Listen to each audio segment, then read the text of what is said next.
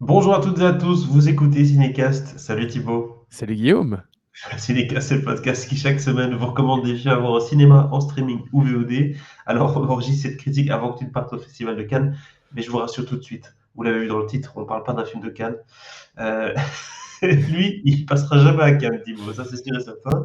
Non, mais ça aurait pu faire une chouette séance de minuit, cela dit. Hein. C'est ça, on en parlait en tout cas récemment dans notre liste des films de l'été, les blockbusters, etc. C'est peut-être le premier de cet été. En tout cas, film à fort potentiel commercial.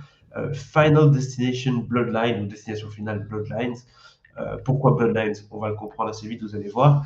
Film réalisé par Zach Lipovsky et Adam Stein avec Blake Passenger, Theo Brions et Caitlin Santa-Joana.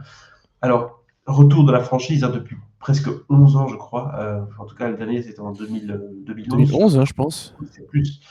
C'est même plus. Et retour attendu. Retour inattendu aussi, hein, puisqu'on n'entendait plus grand-chose. Destination finale, on a l'impression qu'on a fait le tour. Hein. On peut mourir de tout et de n'importe quoi dans ces films. Et Euh, oui. Ce qui est sûr, c'est que tout le monde va mourir. En tout cas, presque. Et de manière souvent un peu créative. Hein. Je crois qu'ils se font plaisir quand ils écrivent un Destination finale à trouver des morts improbables pour ces personnages. D'ailleurs, je propose qu'on regarde tout de suite un extrait d'abord-annonce de ce revival de la saga Destination Finale. Something's got a hold on me. I must be the Drinks all around. say oh, oh, oh, oh. Something's got a hold on me.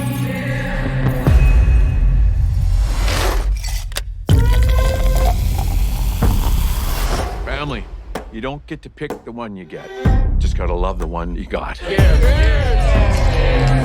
On s'arrête là. Je pense que on voit déjà l'ambiance du film. Hein. Tu vois le plan sur le verre avec le morceau de verre dans l'ordre. Ouais, Et là, ouais. tu sais qu'il y en a un qui va le prendre en bouche. Voilà, tu sais que ça va être sympathique. Et c'est toujours ça la destination finale. Hein. On voit des éléments et nous, le spectateur, on anticipe en fait. Il y a beaucoup d'anticipation dans Ouais, il y a, Destination il y a énormément d'anticipation en tant que spectateur. Et en même temps, ici, donc j'ai revu enfin, vu et revu parce qu'il y en a que j'avais pas vu. hier soir. J'ai vu toute la saga la semaine avant de voir celui-ci. Et ici, j'ai l'impression que plus que dans les précédents, il joue beaucoup sur l'anticipation et en même temps, enfin, il joue avec cette anticipation. C'est-à-dire que tu vas avoir pas mal d'éléments, comme tu viens de le dire, tu vois, le bout de verre qui va tomber dans la glace, tu te dis, enfin, tu crains déjà le moment où quelqu'un va avaler ce bout de verre, il va se transpercer la gorge, où il va y avoir un plan sur une vis, et puis sur un ventilateur, ceci, cela, enfin bref, ils vont faire plein de plans sur tous les objets potentiels qui vont servir à tuer les gens. Et ce qui arrive un peu aussi, c'est que ils te font ça, et en même temps, le truc en question se produit pas vraiment. Et donc tu te dis ah mais mince, ça me perturbe, qu'est-ce qui va se passer à la place, tu vois? Ok. Et donc ça c'est Comment un est-ce qu'il truc va assez mourir? Est-ce que c'est par l'arrosoir ou est-ce que c'est par, comme tu le disais, la vis ou je ne sais quoi d'autre? C'est vrai exactement. que du coup, il joue avec le code même de la saga qui est Ouais, cette anticipation. exactement, exactement. Mais je comptais pas commencer la critique par ça. Ben, commençons Mais par le commencement. Je veux dire, bah moi, oui, j'ai peur de prendre l'avion aujourd'hui et je pense qu'une des raisons pour lesquelles j'ai peur de prendre l'avion, c'est le premier Destination Finale que j'ai vu avec ma sœur qui regardait que des mauvais films et qui me les faisait voir alors que j'étais beaucoup trop jeune. Et donc, du coup, j'ai vu ce scène d'intro et ça m'avait traumatisé à l'époque. Et est-ce que le film commence par un gros bang pour ce mais retour? tous les destinations finales commencent par la grande scène d'intro qui t'explique la façon dont tout le monde va mourir et comment ils vont échapper à la mort finalement.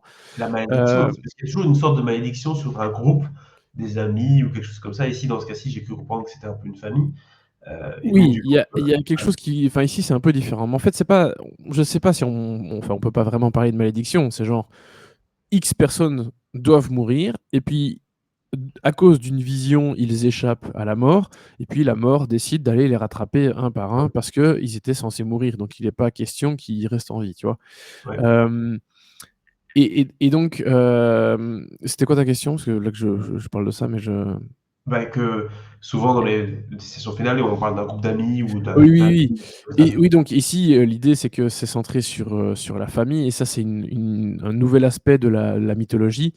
C'est que, on va voir, pourquoi c'est lié à un élément familial.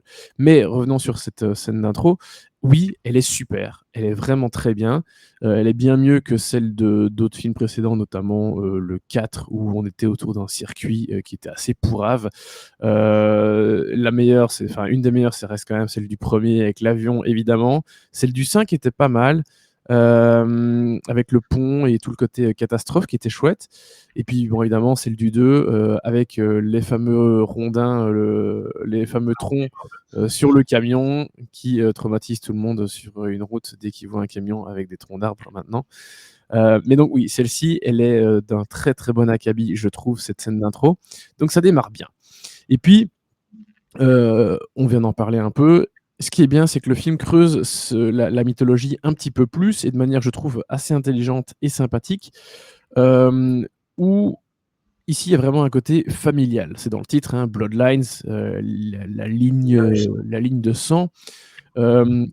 Comment se fait-il qu'une famille va être dans le viseur de la mort à cause de ce qu'a fait la grand-mère à une époque, à savoir sauver des gens, c'est dans la scène d'intro, hein, enfin c'est la scène d'intro effectivement. Et donc comment ça se fait que toute sa famille va en subir les conséquences, mais des dizaines et des dizaines d'années après. Donc ça c'est un élément qui a pas été exploré encore dans les films précédents, donc c'est plutôt une bonne idée de la part des scénaristes d'avoir creusé ça comme ça. Donc ça, c'est plutôt chouette. Et parce que ça permet pas mal de choses intergénérationnelles voilà, qui n'étaient pas du tout présentes. On parle jamais de famille quasiment dans les destinations finales. Enfin, oui, il y a un frère ou un fils qui va décéder, mais je veux dire, il y a aucun film où ça concernait vraiment une famille entière. Donc c'est ça qui rend vraiment la chose assez intéressante.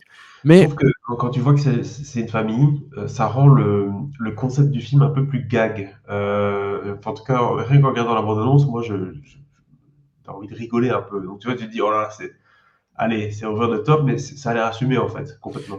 oui, oui, oui, ce qui n'était pas le cas de tous. Enfin, en même temps, tous les destinations finales n'ont pas le même ton. Le premier était très premier degré, vraiment très horreur. Il prenait ça au sérieux. Ouais. Ouais, et d'ailleurs, pour moi, enfin, le film m'avait pas traumatisé, mais quand j'ai revu le film là, la semaine dernière, il y a 2 semaines, j'ai revu. Alors, je me souvenais de toutes les morts, je me souvenais très bien du film, alors que j'ai pas revu le film depuis quasi, enfin, 20 ans facilement. Mais tu vois, une des morts dont je me souvenais très très bien, c'est évidemment la première, celle dans la salle de bain où il y a le type qui manque de s'étrangler avec un Ah fil et ouais, ouais, tout, ouais, et qui est vraiment très. Oui, c'est vraiment très dur. Alors qu'il très y en a long. d'autres dans les autres films, c'est très, très rigolo, très grand guignol. Tu vois les trucs venir à des kilomètres. Tu vois la fameuse scène dans le solarium, le banc solaire. Ben oui, elle est drôle et tu la vois venir à des kilomètres et tout. Et voilà. Et il y a plein de morts comme ça dans tous les autres films qui ont un côté très comique.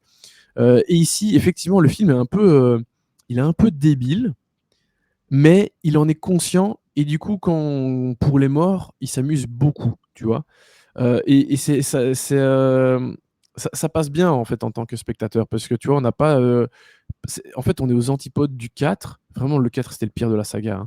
Hein. Qui est un film vraiment débile, mais qui n'a pas vraiment complètement l'air conscient d'être débile, tu vois. Et ça rendait le film vraiment lourd de chez lourd. Et ici, pas du tout. Il y a des moments qui sont vraiment très cons et les réalisateurs s'en amusent beaucoup. Je reparlerai un petit peu des réalisateurs après. Donc ça, c'est une très bonne chose. Mais en même temps, tu vois, il surfe un peu. Il y a des moments un peu plus sérieux aussi. Et donc le film surfe un peu, enfin navigue un peu entre deux eaux comme ça. Mais on est quand même globalement plutôt du côté de la comédie un peu débile qui en est consciente. Et ça, c'est bien, tu vois. Et Ouais, oui, c'est une bonne chose.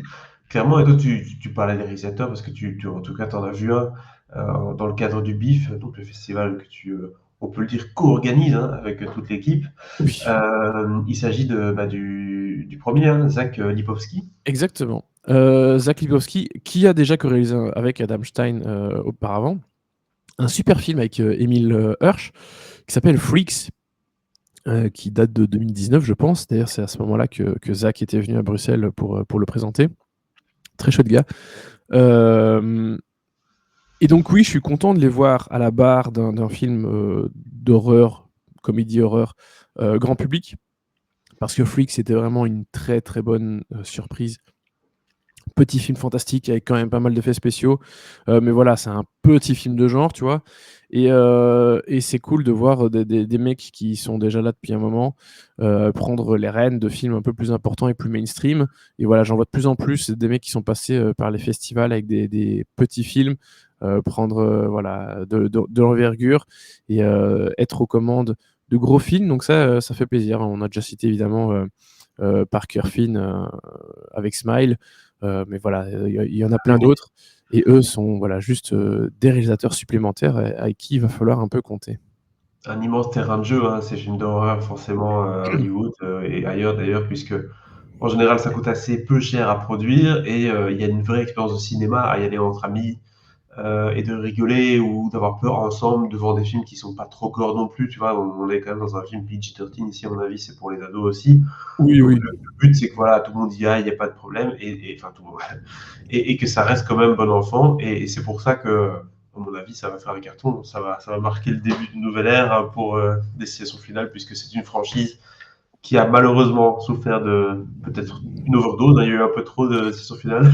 Oui, Et là, bah, clairement, quand tu fais un film tous les 2 ans, il y a un moment. ouais, voilà, les gens se lassent. Donc à revenir et proposer de temps en temps comme ça, quelque chose comme ça, pourquoi pas. Et ils le font Bah, bien, tant mieux pour eux. il montre que la rareté, au final, c'est quelque chose qui fonctionne bien.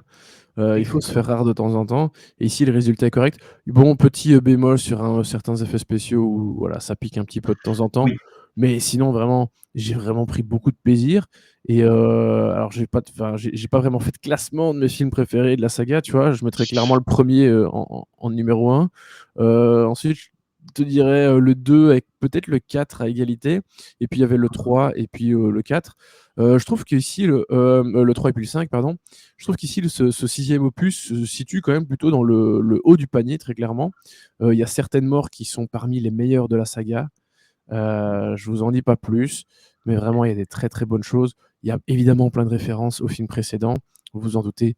Mais ça, je vous laisserai aussi découvrir tout ça dans le film. Mais voilà, en tout cas, c'est vraiment un bon destination finale, qui reviennent bien en force.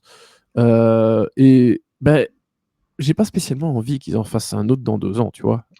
Une série sur Disney+. Oh Je rigole. non, s'il te plaît. L'enfer. Un épisode, un mort. On va arrêter, on va leur donner des idées. Oui. Du coup, qu'est-ce que tu donnes comme note, Thibaut pour Bah écoute, un bon 3 étoiles, 3 étoiles et demie.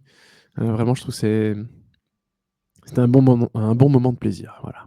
un bon moment de plaisir puisqu'il est là, c'est la rareté, ça revient en salle. N'hésitez pas à nous dire un peu dans les commentaires ce que vous avez pensé du film, si vous l'avez déjà vu, ou bien ce que vous pensez de la saga, tout simplement. On a parlé du film ici, mais on a parlé aussi un peu de la saga, de cet aspect nostalgique.